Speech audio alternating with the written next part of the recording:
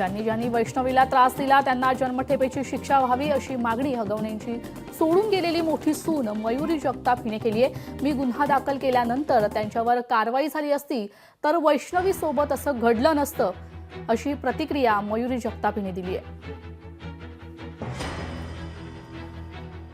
आताच्या घडीची मोठी बातमी समोर येते। ज्यांनी ज्यांनी वैष्णवीला त्रास दिलाय त्यांना जन्मठेपेची शिक्षा व्हावी अशी मागणी हगवणेंची मोठी सून मयुरी जगताप हिने केली आहे। मी गुन्हा दाखल केल्यानंतर त्यांच्यावर कारवाई झाली असती तर वैष्णवी सोबत असं घडलं नसतं अशी ही प्रतिक्रिया मयुरी जगताप हिने केली आहे।